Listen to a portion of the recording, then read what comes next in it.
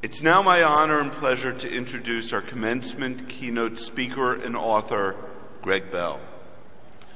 Greg infuses everything he does with passion and humor and specializes in working to transform both people and organizations.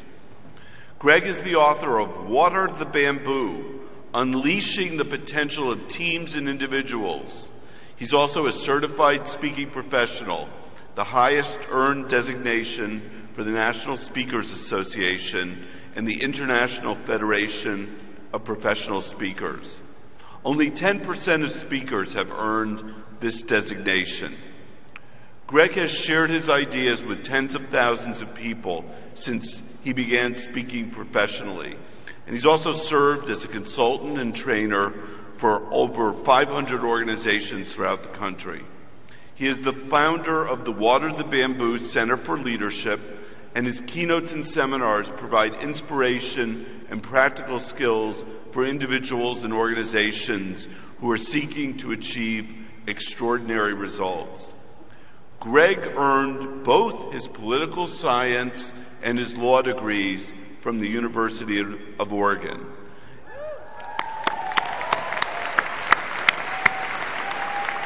And we are very proud of him. And it was while he was here as a competitive athlete in basketball that he learned the critical importance of teamwork and great coaching. As a result, he was consistently named the Inspirational Player of the Year throughout his academic and athletic career. Please join me in welcoming Greg Bell.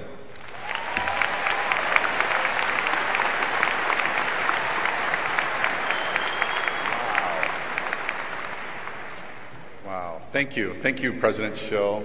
Thank you, executive team, board of trustees. I really appreciate being here.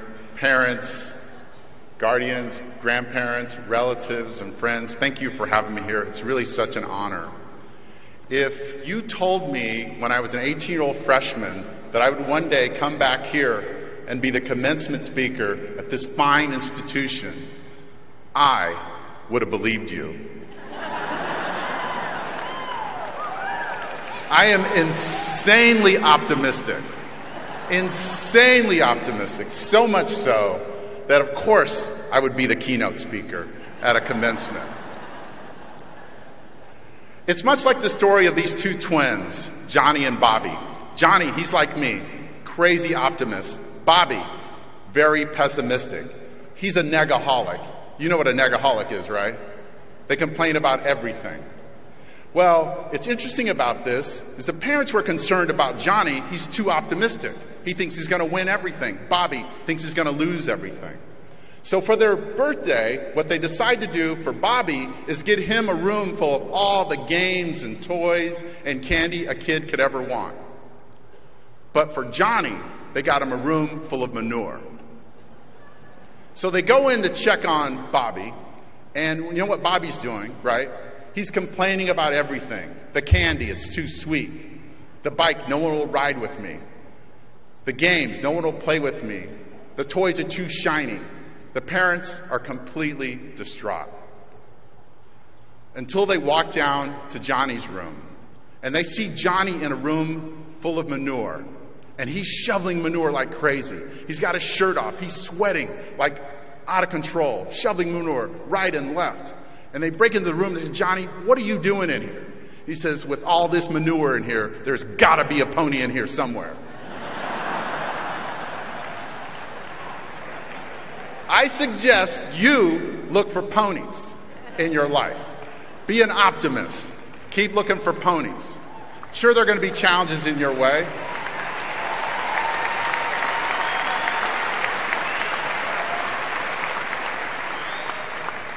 You see, my optimism, I know, is a bit delusional. I understand that. But name me one successful person that isn't a bit delusional. Think about that. As you pursue your career, as you pursue your life, have a bit of delusion about it. Go for it in your life. One of my jobs here is to remind you of a fact, that every single one of you is a miracle. Every single one. When you were born, they said miracle. Okay, at least they should have said miracle. And that's part of really why I wanted to speak to you. The other part is I really wanted to receive a warm applause here in the Matt Knight Arena. Thank you.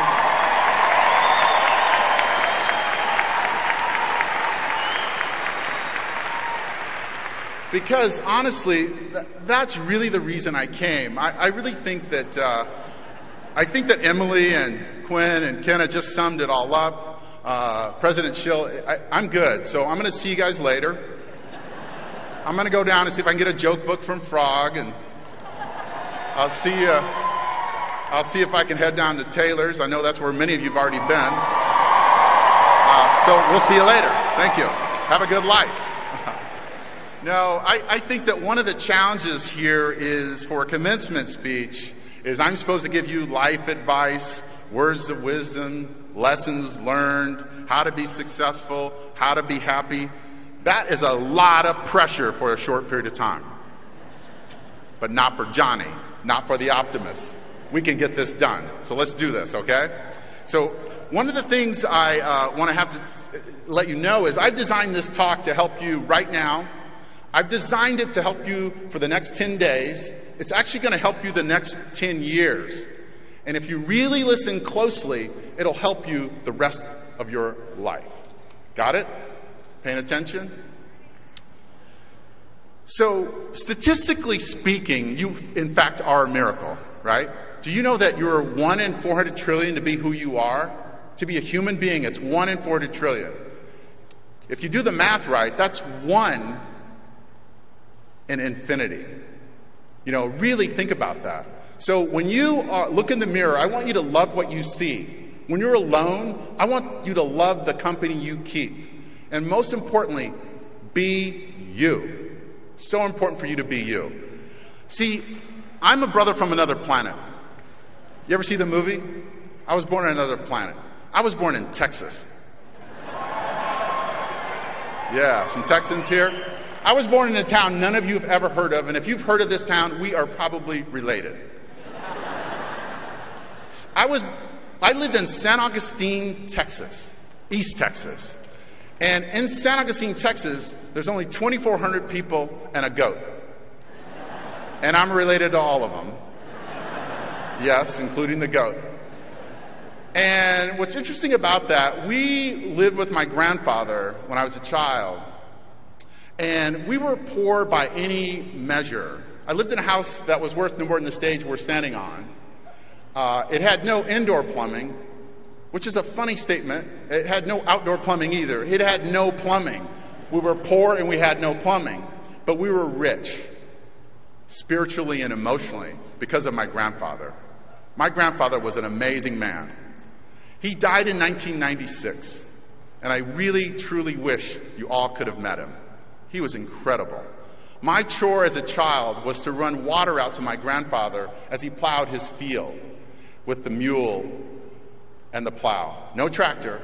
He always had a big smile on his face when I came with the water, of course, but he also had a pearl of wisdom to share with me every single time. Living with my grandfather was like living with Socrates, Plato, Aristotle, all in one. And one of the things he told me, he says, you know what's going to help you get out of poverty? He said, the only 3 things that are going to help you. Do you want to guess what they were? Love, I like that. He said, education, education, education. So important for you. You have to think about education. Even as you're graduating, you've got to think about learning. Why? As Eric Hoffer said, in times of change, it will be the learners that will inherit the earth, while the learned are fully equipped to handle a day gone by. Continue to learn. Continue to learn. Where can you learn? You can learn anywhere. You can learn from your classmates. You can learn from each other. You know, it's interesting when you think about, you've all been to the football games, the basketball games, and the baseball games, and all that. And all of you have done this before, right? Go ahead. Go ahead. Get your O's out. And what's interesting about that for me is, of course, Joey Harrington started that. But you know what that really means for us? Do you guys know what that really means? Being connected to each other. Your connections are super important here. Your connections to the university, the connections to your family are vastly more important than any information you ever have. The information age is over, by the way. You are now in the relationship age. Individuals and organizations that understand this will thrive. Your relationships are critical. I've studied successful people all my life. I want to know why some people are more successful than others. I'm always so curious about that. Why did that team win and that one didn't? Why did that individual strive and win and that one didn't? And what I found to be true in all my work in studying about success is your mindset. It's your mindset. When I wrote my book, Water the Bamboo, that's really what I was trying to get at. What about a person's mindset? Because your mindset will determine so much. Your mindset determines your language. Your language determines how you think. How you think determines what you believe. What you believe will determine the actions you take or don't take. Really think about your mindset. So when I think about this idea of Water the Bamboo, you all should have your Water the Bamboo bands on, I hope. They were on your chairs. You got them? Good. When I think about Water the Bamboo, this is really what it means. Giant timber bamboo is one of the most unique plants on Earth. There's 1,500 species of bamboo, but none as remarkable as giant timber bamboo. The bamboo farmers will water giant timber bamboo for a full year. You know what they'll see in a year? Nothing. Pretty motivating, right?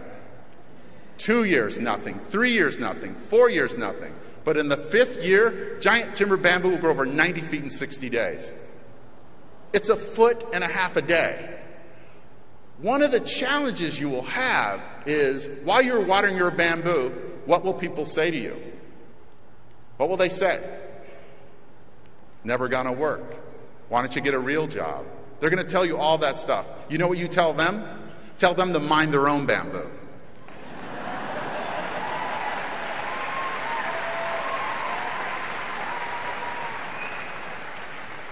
So one question for you is, what was happening that 4 or 5 years before the bamboo took off? What was happening under the ground?